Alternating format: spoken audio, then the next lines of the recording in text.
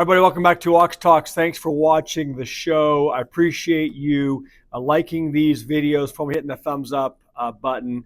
Please share the videos with people, family, friends, coworkers, colleagues, loved ones, aunts, uncles, parents, kids, everybody, please. And subscribe if you're not subscribed. I do appreciate the support. We're growing the channel. A little tongue-in-cheek with the thumbnail today about Halloween is canceled. But I do want to share a story with you. It came out of Zero Hedge a few hours ago. Talks about that fact that Halloween spending is down, right? No surprise, but I want to share it with you. And I want to skip right into a second story I saw relative to the amount of credit card debt that the average consumers are now carrying in this country. It is shocking. Let me start with the first one out of the Zero Hedge. The National Retail Federation's annual Prosper Insights and Analytics Survey, that's a mouthful, shows that total Halloween spending is forecasted to drop by 5% to $11.6 billion this year. And that's down from last year's record of $12.2 billion. That's amazing to me that people in this country are going to spend $11.6 billion on Halloween stuff for Halloween. Candy, costumes, decorations, things like that. Stuff that, and I understand it. I mean, we celebrate Halloween. We always decorate for the kids every year at the house. But the point is this, is that these are people, a lot of these people that don't have any business going out and racking up credit cards to buy stuff for Halloween. But the fact that the people in this country spend that much money on basically things that I understand the family aspect of it, I get it. But in terms of the fact that the stuff has no value, there's no value, there's no asset there. It's just stuff. It disintegrates. Most of the stuff's made over in China. Anyway, I won't go on that rant. With inflation still elevated and interest rates sky high, low to mid-tier consumers are expected to cut back on seasonal splurges this fall. The survey asked nearly 8,000 consumers about their Halloween shopping plans in the first week of September. Respondents on average said they plan to spend around $103.63, about $4.62 less than last year's record of $108.24. This means some households, and it says working poor ones, and again, that's a term I shared with you in yesterday's video relative to working poor, are reduced purchases of costumes, decorations, and party supplies. I will tell you, people are only spending $4.62 less on average this year.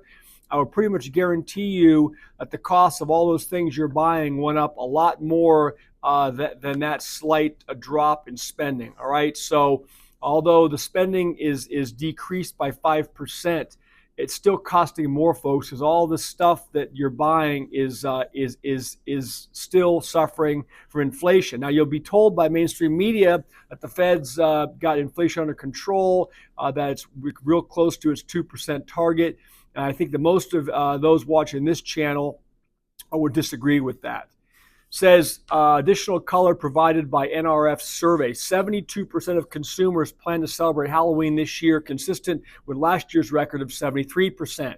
Top holiday activities include handing out candy, 67%, decorating their homes or yard, 52%, dressing up in costumes, 49%, carving pumpkins, 43%, and throwing or attending a party, 29%. And look, I also understand that some of this stuff is an escape, all right? People like to have a distraction from the drudgery that has become many people's everyday lives, going to work for less pay, paying more for everything. So I understand there's that aspect to it as well. So I'm not anti-Halloween, and I do understand that there is some of that cathartic nature, but $11.6 billion worth, that seems to me massive, and that was down from last year's number of $12.2 billion. Bloomberg noted that NRF's dismal outlook for the Halloween spending season is yet another blow for heavily indebted retailers, adding to the continued, also heavily indebted consumers. I added that commentary, adding to the continued pressure on spending slowdowns from low to mid-tier consumers. Bloomberg continues, 2024 has been a perfect storm for retailers of all stripes, said Erica Weisgerber, a partner at the law firm DeVois and Blimpton LLP. Inflation, high operational costs, and reduced consumer spending have been especially challenging for brick and mortar retailers, and online retailers have struggled with steep competition from e-commerce giants like Amazon. How about Temu? Guys, comment below. What is this Temu stuff? That's also appears to be producing a whole lot of cheap stuff that's getting brought into this country by the ship loads, right? Comment what you guys know about Temu stuff and what your opinion is on that. Many of the troubled firms, including Michaels and At Home Group Inc., are owned by private equity managers. After buyouts during the pandemic proved ill-timed when interest rates rose and inflation crimped household budgets. Remember that transitory inflation? Home, clothing, clothing and hobby retailers dominate the list of distressed retailers because the size of their debt means they lack the liquidity to compete with better capitalized competitors, according to Moody's ratings. Outlook may indicate a continued souring consumer environment that worsens from here. I would agree with that. And this could be a bellwether for the big holiday spending season, which kicks off on Black Friday and Cyber Monday in late November. So that is what's going on with Halloween spending. Next article from News Nation, and this talks about the average amount of credit card debt. Please pay attention to this. Americans are carrying continues to rise. The average credit card debt has reached $8,674 so far in 2024, according to Federal Reserve Bank of New York and U.S. Census Bureau data analyzed by USA Today. The statistics collected from 2024 and 2023 data sets are a significant increase from pre-pandemic numbers. At the close of 2019, it says the average credit card or the average household had a credit card debt of $7,499. During the first quarter of 2021, it dropped to $6,209. We all know why, because everybody was getting handouts, right? In 2022, credit card again rose to $7,951. That's average per person, and has increased linearly. In 2023, it reached $8,599, $75 shy of the 2024 average. And guys, if you're carrying $8,500 of credit card debt, the average interest rate on these cards is what? Mid 20s, high 20s? What's the payment on that each month? But I got to believe it is substantial. Among age demographics, Generation X has the highest debt with $9,255 per person, according to data from credit reporting agency Experian that was analyzed by USA Today. Baby boomers have an average of $6,648 of credit card debt. Millennials have an average of $6,642. The silent generation, an average of $3,375. And Generation Z followed with average per person of $3,266. Guys, if you have credit card debt, do your best. I know everyone's in different circumstances. Do your best to get that stuff paid off. Make it a priority. Start somewhere and stop digging the hole deeper, okay? Men and women had similar average levels of credit card debt, with men having an average of $125 more than women.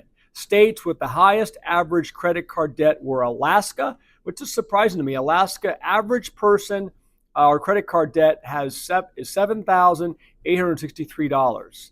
The District of Columbia, $7,548. New Jersey, $7,401. Connecticut, $7,381, and Maryland, $7,282, according to data in a 2023 Experian report. Iowa had the lowest average credit card debt of $5,227, followed by Wisconsin at $5,242, then Kentucky at $5,304, West Virginia at $5,348, and Mississippi at $5,415. But even those numbers, guys, I mean, it's servicing that debt at 28%. I know some people take out these promotional things for a year, whatever, where they have 0% financing or zero interest for a year or 12 months to do balance transfers. But many people are paying the full ride, paying the full boat interest, carrying that kind of credit card debt. It is toxic. We know that.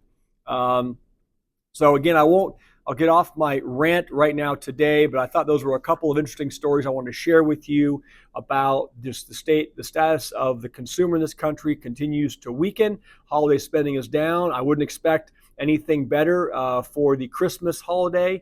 And let's watch how this is unfolding, okay? With that being said, I'll leave it about 10 minutes today. Appreciate all of you, again, supporting the channel, subscribing, leaving your comments. I do enjoy reading those and responding. I'll talk to all of you soon. Bye.